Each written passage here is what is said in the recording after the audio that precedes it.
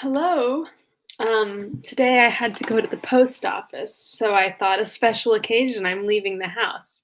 And I did some eye makeup because the great glory of masks is that the bottom half is concealed, so you don't have to do anything, which is sad for my lipstick collection, but not sad for me, who does not have to utilize said lipstick collection very often, if at all, at the um, I had lipstick on for like a Zoom thing the other day, and then I had to put my mask on, and I was like trying to talk with my mask like that. Didn't work very well. Um, but anyways, that's my treatise on mask wearing and lipstick. Uh, I feel like I no, I did. I was gonna say that I didn't do an update and then a recap, but I feel like I did a recap. Um, my roommate is here today, so I don't know how that what that means for quality. But that's for you to know and me to find out, truthfully. I'm gonna try turning this on and maybe we'll get a little more consistent lighting. Let's see, because I'm literally doing nothing. I don't leave the house. Uh, but it's weird because like everybody else seems to be leaving the house, and I'm like, what's going on? Where are you going? Yeah, but where was that going? Where was I going? I don't know. Oh, I've been watching a lot of content. Hello. This is my roommate. Hello. Her name is Alex.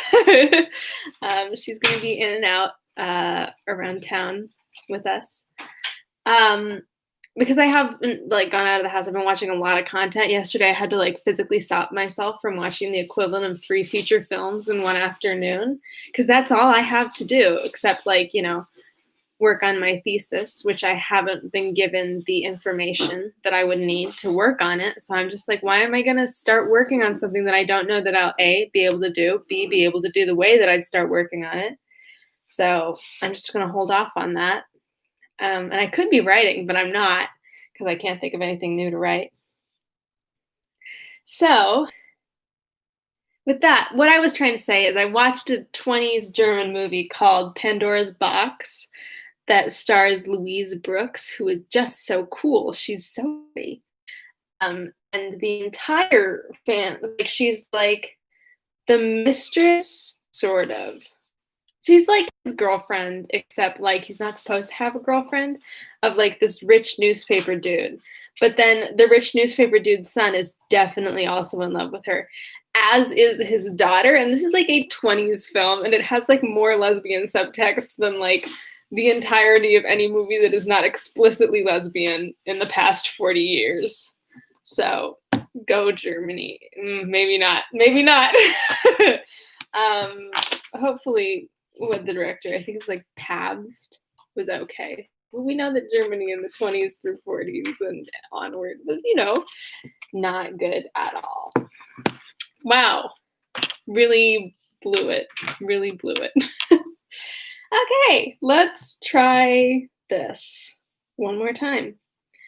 So yesterday in Northanger Abbey, we read about it was 2 fun chapters. I had a great time with yesterday's chapters, but it was Catherine and Isabella have a chat about novels, which they both mutually enjoy.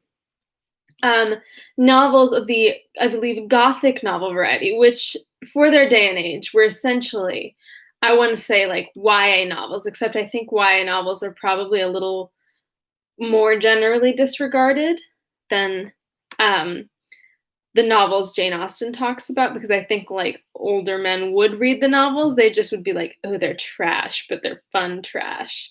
Not to say that older men can't read YA novels. I just think it was less popular. One of my postcards just fell off the wall.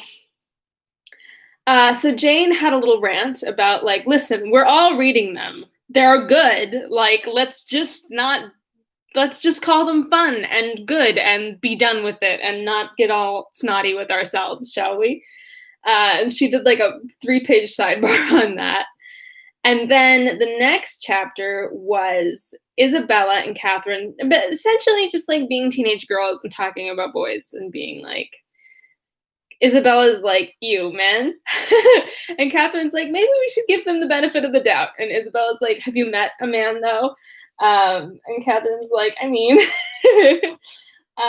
so Isabella seems really fun and I like them both. And anyways, they just set out in pursuit of two young men who like, they're not like, Isabella's like, gross. They're following us. Let's follow them. And Catherine's like, but what if we just like waited and then they would leave? And Isabella's like, no, it's more fun if we follow them. So that's where we are. So with all of that being said, potentially incorrectly, let's go for it. Northanger Abbey, Volume 1, Chapter 7. Half a minute conducted them through the pump yard to the archway opposite Union Passage, but here they were stopped. Everybody acquainted with Bath may remember the difficulties of crossing Cheap Street at this point. It is indeed a street of so impertinent nature, so unfortunately connected with the great London and Oxford roads, and the principal inn of the city, that a day never passes in which parties of ladies, however important their business, whether in quest of pastry, millinery, or even, as in the present case, of young men, are not detained on one side or other by carriages, horsemen, or carts. This evil has been felt and lamented but at least 3 times a day by Isabella since her residence in Bath, and she was now fated to feel and lament it once more, for at the very moment of coming opposite to Union Passage, and within view of the 2 gentlemen who were proceeding through the crowds, and threading the gutters of that interesting alley, they were prevented crossing by the approach of a gig, driven along on bad pavement by a most knowing-looking coachman, with all the vehemence that could most fitly endanger the lives of himself, his companions, and his horse. Oh, these odious gigs, said Isabella, looking up. How I detest them! But this detestation, though so just, was of short duration, for she looked again and exclaimed, Delightful! Mr. Morland and my brother! Good heavens, 'tis James, was uttered at the same moment by Catherine, and on catching the young men's eyes, the horse was immediately checked with a violence which almost threw him on his haunches, and the servant, having now scampered up, the gentleman jumped out, and the equipage was delivered to his care. Catherine, by whom this meeting was wholly unexpected, received her brother with the liveliest pleasure, and he, being of a very amiable disposition, and sincerely attached to her, gave every proof on his side of equal satisfaction, which he could have leisure to do with the bright eyes of Miss Thorpe. Oh, while the bright eyes of Miss Thorpe were incessantly challenging his notice. Oh my God, is Miss Thorpe into her brother? Ooh. I have questions. Why does no one texts me all day, and the second I sit down to live stream, all of a sudden, I'm just gonna ignore it. I don't know if I can. I don't know if I have the strength. I'm gonna do it. Okay.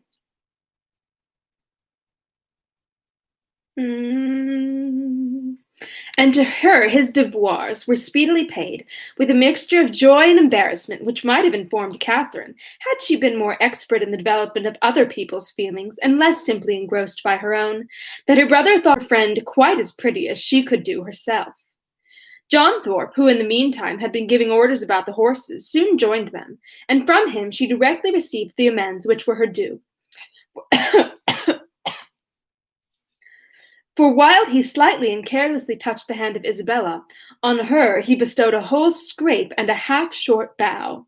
He was a stout young man of middling height, who, with a plain face and ungraceful form, seemed fearful of being too handsome unless he wore the dress of a groom, and too much like a gentleman unless he were easy where he ought to be civil, and too impudent where he might be allowed to be easy. He took out his watch. How long do you think we have been running it from Tetbury, Miss Morland? I do not know the distance. Her brother told her that it was 23 miles. 23, cried Thorpe. 5 and 20 if it is an inch. Morland remonstrated, pleaded the authority of road books, innkeepers, and milestones, but his friend disregarded them all. He had a surer test of distance. I know it must be 5 and 20, he said he, by the time we have been doing it. It is now half after 1. We drove out of the inn-yard at Tetbury as the town clock struck 11, and I defy any man in England to make my horses go less than 10 miles an hour in harness. That makes it exactly 25. I do not like him. You have lost an hour, said Morland. It is only 10 o'clock when we came from Tetbury. 10 o'clock! It was 11 upon my soul. I counted every stroke. This brother of yours would persuade me out of my senses, Miss Morland, but do look at my horse. Did you ever see an animal so made for speed in life? The servant had just mounted the carriage and was driving off. Such true blood! 3 hours and a half indeed, coming only 23 miles. Look at the creature, and suppose it possible, if you can. He does look very hot, to be sure. Hot! He had not turned a hair till we came to Walcot Church, but look at his forehead, look at his loins. Only see how he moves, that a horse cannot go less than 10 miles an hour. Tie his legs, and he will get on. What do you think of my gait, Miss Morland? A neat one, is it not? Well hung, town-built. I have not had it in a month. It was built for a Christchurch man, a friend of mine, a very good sort of fellow. He ran it in a few weeks, till, I believe, it was convenient to have done with it. I happened just then to be looking out for some light thing of the kind, though I had pretty well determined on a curricle too, but I chanced to meet him on Magdalen Bridge as he was driving into Oxford last term. Ah, Thorpe, said he, do you happen to want such a little thing as this? It is a capital one of the kind, but I am cursed tired of it. Oh, damn, I said. I'm pretty sure that's damn, because it's D scratched out. Jane Austen was like, I will not stand for it, said I. I am your man. What do you ask? And how much do you think he did, Miss Morland? I'm sure I cannot guess at all. Curricle hung, you see. Seat, trunk, sword case, splashing board, lamp, silver molding, all you see complete. The ironwork as good as new or better. He asked 50 guineas. I closed with him directly, threw down the money, and the carriage was mine. I'm sure, said Catherine, I know so little of such things that I cannot judge whether it was cheap or dear. Neither one nor the other. I might have got it for less, I dare say, but I hate haggling, and poor Freeman won cash. Oh, that was very good-natured of you, said Catherine, quite pleased. Oh, damn it, when one has means of doing a kind thing by a friend, I hate to be pitiful.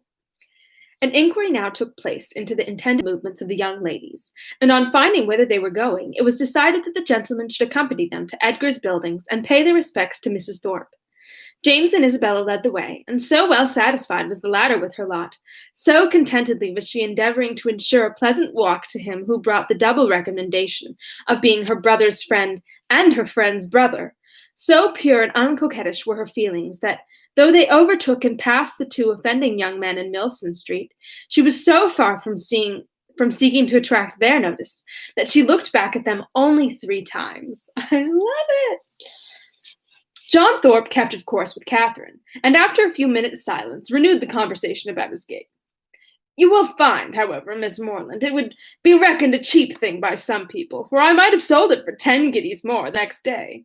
Jackson of Oriel bid me 60 at once. Morland was with me at the time. Yes, said Morland, who overheard this, but you forget that your horse was included. My horse? Oh, damn it. I would not sell my horse for 100. Are you fond of an open carriage, Miss Morland? Yes, very. I've hardly ever had an opportunity of being in one, but I am particularly fond of it. I am glad of it. I will drive you out in mine every day. Thank you, said Catherine, in some distress from a doubt of the propriety of accepting such an offer. I will drive you up to Lansome Hill tomorrow. Thank you, but will your horses not want rest? Rest? He has only come 23 miles today. Interesting you should say that, sir. All nonsense. Nothing ruins horses so much as rest. Nothing knocks them up so soon. No, no. I shall exercise mine at the average of 4 hours every day while I am here. Shall you indeed? Said Catherine very seriously. That will be 40 miles a day. 40, aye, 50 for what I care. Well, I will drive you up to Lansome tomorrow. Mind, I am engaged. How delightful that will be! Oh, wait, how delightful that will be, cried Isabella, turning round. My dearest Catherine, I quite envy you, but I am afraid, brother, you will not have room for a third. A third? Indeed. No, no. I did not come to Bath to drag my sisters about. That would be a good joke, Faith. Morland must take care of you. This brought on a dialogue of civilities between the other two, but Catherine heard neither the particulars nor the result. Her companion's discourse now sunk from its hitherto animated pitch to nothing more than a short, decisive sentence of praise or condemnation on the face of every woman they met. And Catherine, after listening and agreeing as long as she could, with all the civility and deference of the youthful female mind, fearful of hazarding an opinion of its own opposition to that of a self-assured man, especially where the beauty of her own sex is concerned, ventured at length to vary the subject by a question which had been long uppermost in her thoughts. It was, "Have you ever read Adolfo, Mr. Thorpe?" "Adolfo? Oh, Lord, not I. I never read novels. I have something else to do." Catherine, humbled and ashamed, was going to apologize for her question, but he prevented her by saying, "Novels are so full of nonsense and stuff, and there has not been a tolerably decent one come out since Tom Jones, except The Monk. I read that the other day, but as for all the others, they are the stupidest things in creation." Ew! Well, I think you must like Adolfo if you were to read it. It is so very interesting. Not I, in faith. No, if I read any, it shall be Mrs. Radcliffe's. Her novels are amusing enough. They are worth reading. Some fun and nature in them. Adolfo was written by Mrs. Radcliffe. Bam! I love it, said Catherine with some hesitation from the fear of mortifying him. Ah! No, sure was it. I remember. So it was. I was thinking of that other stupid book, written by that woman they make such a fuss about. She who married the French immigrant. I suppose you mean Camilla? Camilla? Yes, that's the book. Such unnatural stuff. An old man playing at a seesaw. I took up the first volume once and looked it over, but I soon found it would not do. Indeed, I guessed what sort of stuff it must be before I saw it. As soon as I heard she had married an immigrant, I was sure I should never be able to get through it. What? Who? What the fuck? Sorry. I have never read it. Oh, girl. You had no loss, I assure you. It is the horridest nonsense you can imagine. There is nothing in the world in it but an old man's playing at a seesaw and learning Latin. Upon my soul, there is not. The critique, the justice of which was unfortunately lost on poor Catherine, brought them to the door of Mrs. Thorpe's lodgings, and the feelings of the discerning and unprejudiced reader of Camilla gave way to the feelings of the dutiful and affectionate son, as they met Mrs. Thorpe, who had described them from above in the passage.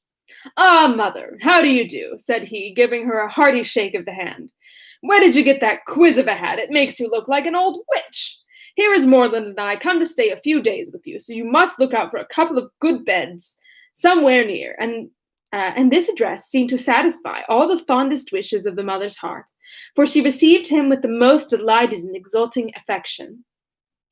On his two younger sisters he then bestowed an equal proportion of his fraternal tenderness, for he asked each of them how they did, and observed that they both looked very ugly. Wow.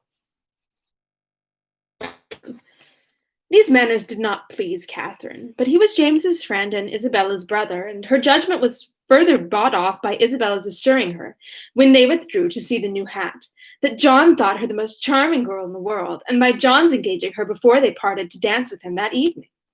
Had she been older or vainer, such attacks might have done little. But where youth and diffidence are united, it requires uncommon steadiness of reason to resist the attraction of being called the most charming girl in the world, and of being so very early engaged as a partner. And the consequence was that when the two Morlands, after sitting an hour with the Thorpes, set off to walk together to Mr. Allen's, and James, as the door was closed on them, said, "Well, Catherine, how do you like my friend Thorpe?" Instead of answering, as she probably would have done, had there been no friendship and no flattery in the case, "I do not like him at all," she directly replied, "I like him very much. He seems very agreeable. He is a good-natured fellow as ever lived. A little of a rattle, but that will recommend him to your sex, I believe. And how do you like the rest of the family?" "Very much indeed. Isabella particularly." I'm glad to hear you say so. She is just the kind of young woman I could wish to see you attached to. She has so much good sense and is so thoroughly unaffected and amiable. I always wanted you to know her, and she seems very fond of you. She said the highest things in your praise that could possibly be, and the praise of such a girl as Miss Thorpe, even you, Catherine, taking her hand with affection, may be proud of. What? I'm confused. Indeed, I am, she replied. I love her exceedingly, and am delighted to find that you like her too. You hardly mentioned anything after your visit there. Because I thought I should soon see you myself. I hope you will be a great deal together while you are in Bath. She's the most amiable girl, such a superior understanding. How fond of the family are. What? How fond all the family are of her. She is evidently the general favorite, and how much she must be admired in such a place as this. Is not she? Yes, very much indeed, I fancy. Mr. Allen thinks her the prettiest girl in Bath. I dare say he does, and I don't know any man who is a better judge of beauty than Mr. Allen. I need not ask you whether you are happy here, my dear Catherine, with such a companion and friend as Isabella Thorpe. It would be impossible for you to be otherwise, and the Allens, I am sure, are very kind to you? Yes, very kind. I never was so happy before, and now you are come, it will be more delightful than ever. How good it is of you to come so far on purpose to see me. James definitely didn't do that. Sorry, that was not the line. James accepted this tribute of gratitude and qualified his conscience for accepting it too by saying, with perfect sincerity, Indeed, Catherine, I love you dearly. Nope, you did not know she was here. Inquiries and communications concerning brothers and sisters, the situation of some, the growth of the rest, and other family matters now passed between them, and continued with only one small digression on James's part in praise of Miss Thorpe, till they reached Pulteney Street, where he was welcomed with great kindness by Mr. and Mrs. Allen, invited by the former to dine with them, and summoned by the latter to guess the price and weigh the merits of a new muff and tippet. A pre-engagement in Edgar's Buildings prevented his accepting the invitation of one friend, and obliged him to hurry away as soon as he had satisfied the demands of the other. The time of the two parties uniting in the octagon room being correctly adjusted, Catherine was left then to the luxury of a raised, restless, and frightened imagination over the pages of Adolfo, lost from all worldly concerns of dressing and dinner, incapable of soothing Mrs. Allen's fears on the delay of an expected dressmaker, and having only 1 minute and 60 to bestow on even the reflection of her own felicity in being already engaged for the evening. And that's the end of that chapter. And the next one is hefty, so I'm not going to read it and just do that chapter today. And also, the cleaning products that were used in the bathroom are hurting my throat. So that's it for today. Tomorrow is Tuesday, which means that I will tune in at 1:30, which is when I get my break. So, with much love, I will see you all at 1:30, and I hope that you have a fun time until tomorrow. And when I say you all, I mean my one little friend up there. Hello. So until tomorrow at 1:30, au revoir. Have a good day. Enjoy yourselves, and goodbye.